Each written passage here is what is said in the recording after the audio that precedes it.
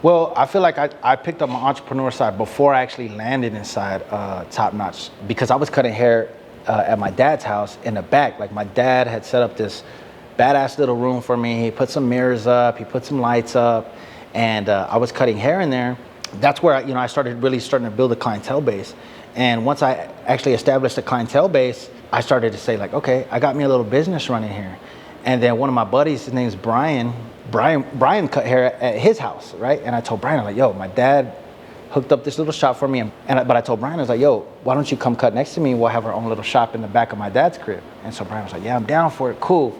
So Brian came, and he would have his clients, I would have my clients, bro. And before you know it, there was like a whole turn up in there. I remember guys would always bring bottles, and they would bring beer, and they would bring all kind of stuff, bro. And at this time, bro, I'm like 19, 20 years old. That's when I started saying, like, man, I should start selling drinks out of here. And I had this little ugly ass fridge. I would put like dollar waters in there. I would put $2 Gatorades. And then I started selling like $4 beers, right? So I told my dad, I was like, yo, Dad, like, I'm gonna start selling waters and Gatorades, and I wanna sell beer. Like, can you hook me up? Like, what do you mean, can I hook you up? And I'm like, well, can you go buy me like a box of beers so I could sell it to the guys in the back? He's like, are you crazy? I was like, I promise I'll only sell to anybody who's over 21. He's like, all right, well, they better be 21 or whatever, yeah. But I was just like, all right, cool, whatever. Like, the homies are coming, like, whatever.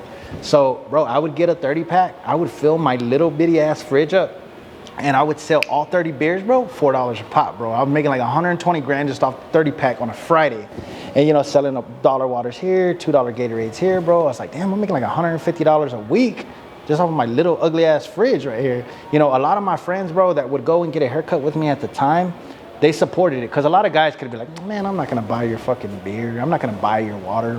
I had a lot of cool friends, bro, that supported my little dream before it was actually all of this. And they actually bought those, dollar waters and $2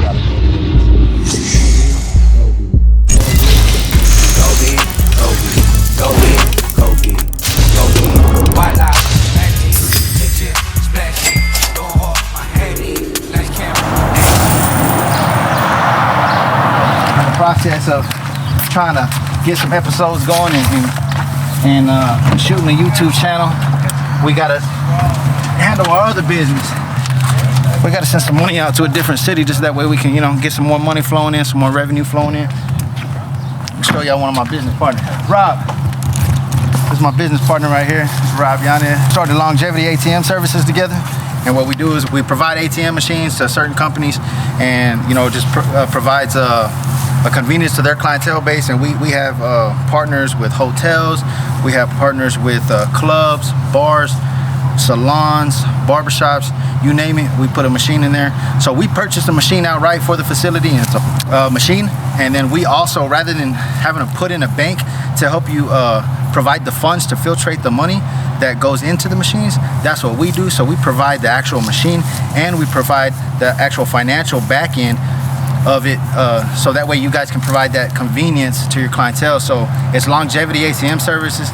That's a business that we got going right now. So we got somebody that's fixing to deliver some money to one of our facilities, get it filled up. I just left the bank. So yeah, if you can, I'll call you later on. What time are you gonna make it in? 4 hours. 4 hours? Okay. All right, we'll get you. Thanks, Dale. And that's how we do it, just as easy as that. There's a lot of moving pieces. These are my boys right here. Rob Yanez, Isai Sotelo. Man, these boys been rocking with me since day one. And these were some of the original OGs, that trusted me with their hair whenever I didn't have shit, man. This is Dad's house, bro. This is where I grew up at. This is where we threw the parties at. We always had the go-livers in there. Shit, always getting messed up, man. We were kids, man. We all got our own little, deal where we're doing our own thing now. Rob's an entrepreneur himself, man. Got a lot of different things going on. Isai himself. Y'all want to tell them a little bit about yourselves, bro, and how we got started? So, hey, man, I'm Isai Sotelo, and this is my boy. Like you said, this dude cut me up all through high school, all through junior highs.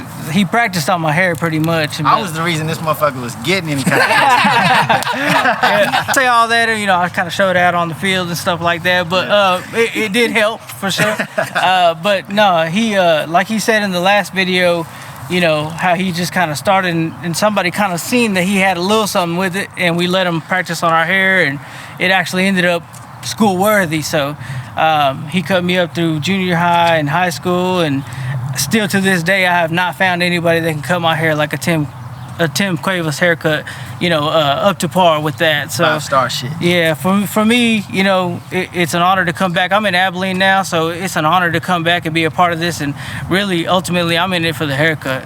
Basically, I called my boy up and I was telling him, like, look, man, this just kind of happened with me delivering beer the other day, and I was just like, man, it would be a badass idea for me to actually show where I actually started and how it all transitioned from, like, pretty much fucking nothing to just having a little bit of imagination, a little bit of creativity, and how it could just blow up to this massive thing. I don't know if you guys remember, like, how back in the day we used to fucking sell $1 waters, $2 Gatorades, $3 beers, and how motherfuckers was really like coming in here buying that shit. You know what I mean? And it was crazy, bro. Like, people actually thought, like, damn, you're tripping, bro. Nobody's gonna buy that shit. And I'm just like, no, this is my little dream. This is my little vision. So this is how I'm gonna make it happen. And it just kind of transpired into this big ass fucking thing, you know, from cutting motherfuckers off of a chair to using a towel as a cape to fucking doing chili bowls to doing all-star fades, you know what I mean?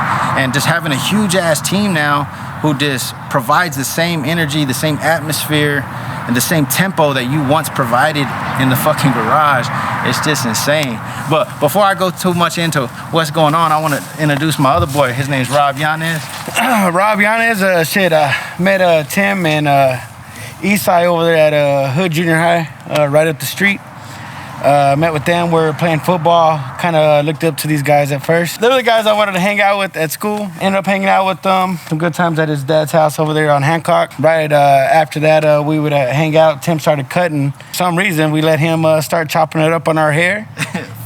Sometimes our fades were good. Sometimes they weren't. But he did his thing. It's nice to be a part of something I see growing very big. And I respect the man for doing what he's doing. I wanted to bring these two guys, man, specifically, man, because these were the guys that I grew up with, like, since junior high. We grew up, you know, playing together and shit like that, playing football, playing sports. And they gave me the opportunity to cut their hair whenever I didn't know how to fucking do a damn thing. And, you know, I made them bleed and fucking chili bowed them and shit like that. So let's take y'all inside, man. Let me show y'all a little bit of how we started, where we started, and where the parties went down at, where the haircuts went down at, all that shit, so. Damn, I forgot the code. Hey, boy. What? You gonna open this front door, boy? You're already in, aren't you? No. Can you unlock it from your phone? Hold on. Where you at? Oh, man. You still there? Did it open yet? No. There it is. Right there. So, this is the trap, the old school crib. My dad still lives here, man, but this is where the parties used to go down. This is where there was a whole lot of up in here. Man, this is where me and my friends grew up, man. And a lot of people see my dad as a father figure as well, man. So it's crazy to come back in here and just kind of put everything together. But this was the barbershop. Now it's like a little mini bedroom and shit. I had a little station right here. Like back in the day, I had a little station, and I had a TV right here. I had a little circle thing, like a desk, and I had a couch. So my entrepreneurial mind, whenever I started, I was just like, I never saw the bigger side of cutting hair. You know, I was just like, you know what? I can do a haircut. I'm gonna make like $15 a haircut, and I just felt like I could only go so far doing hair, right? I never saw the business side of things. But once I started putting my mind to it and a pen to the paper, and I started to see like, shit, I actually can make some money doing some hair if I do this and I do that. So this is kind of where the creativity started. So I actually had a station here, and I told my dad about my idea, and he actually put like mirrors all the way across this wall. I had another boy, which I wish he could be here right now, but my boy Brian, he ended up setting up a station here. So we had 2 stations here, and before I knew it, my boy Brian was giving me $75 a week to cut out of here. And I was just like, man, this is pretty cool. And then that's when I came up with the whole idea with, we had like a whole club environment in here. And dude, there was like massive dudes just like waiting along the wall, like waiting to get a haircut. And before you know it, there's like 10 guys in this little ass room. And we would just be in here chilling. And then people would bring boxes of beer, and then they'd bring liquor bottles and all kind of shit. And I was just like, man, I should start selling beer out of here. So I was just like, cool, all right. So I ended up getting me a little ass fridge. I got a little lock on it. How much are these, boy? Shit, it's $4. $4.75 now, cuz. I started to say like, fuck, man, I could probably start selling beer, start selling water, start selling Gatorades. And I set up a little fridge over there, man. So I think sometimes people think like you have to jump from like you can't start out of a garage. Like, man, I can't start on level 10. If I can't start on level 10, I'm not even gonna try to pursue my dreams. But you know, it starts in rooms like this, and it starts like doing shit like this that will easily allow you to escalate to getting to that 10-star level. By any means, not that I'm saying that I'm, you know, this big giant superstar, you know, in the industry, but that's definitely where, you know, we're definitely trying to head. But within this little room, man, I was charging people $1 for waters, $2 for Gatorades, and that's where the whole idea came about with selling alcohol, selling drinks. And now it's just crazy to know that, you know, we have 2 fucking full bars selling liquor, selling beer, all of that shit. And all that shit started out of this little bitty ass room. So I definitely remember the transition from waters to certainly harder things like Gatorade and Michelob Ultra, you know. So to see him go from that little bitty fridge, it was probably about, I don't know, 18 inches by 36 inches, to seeing that thing get hit up and run out and have to restock, to knowing that he has 2 full bars in 2 different locations, to me is just, it's an example of the American dream. And you know, he's really living it. Like I said, I'm super proud of him, super glad that I'm a part of it, super glad I was part of his start. Still looking for a Tim Cuevas haircut. Hey, I got something better than that. What? I say I go ahead and let y'all boys sit down and jump in for a solid one today. Y'all see if I still got it. See if I don't bust y'all's ass up right now. It's happened once before. Hey. I'm with it. I say to just put shit on the level playing grounds to see if I'm as good as I used to be. I drink like 5 of these, and then maybe it'll make me as good as I used to be. I can match the quality 10 years ago. Go hard, or go home. Go home. Go hard, or go home. Go hard, or go home. Go hard, or go home. Touchdown like the end zone. When the circle turn to my home, can't get me out of my zone. Go hard, or go home. Yeah, these championship rings on my hands now. In my head I'm top 10, yeah, that's hands down. You a squad, now you're looking man down. Funny how foes turn to friends now. Drive a race car like a Atari now. Call filling up, I need product again. Treat the business like a playground, might slide on you. Do me wrong, might slide on you.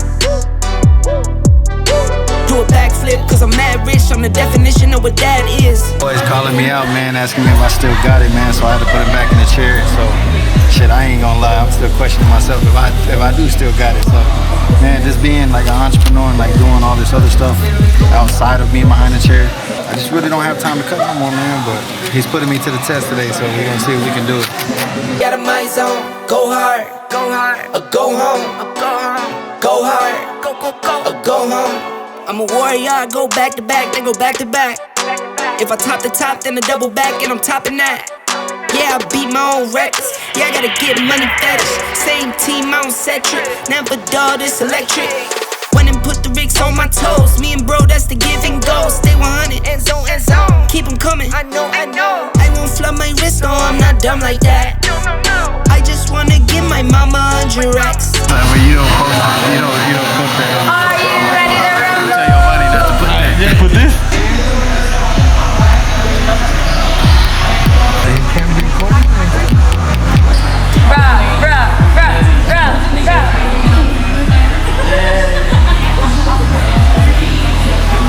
Go hard, or go home. Go hard, or go home. Go hard, or go home. Go hard.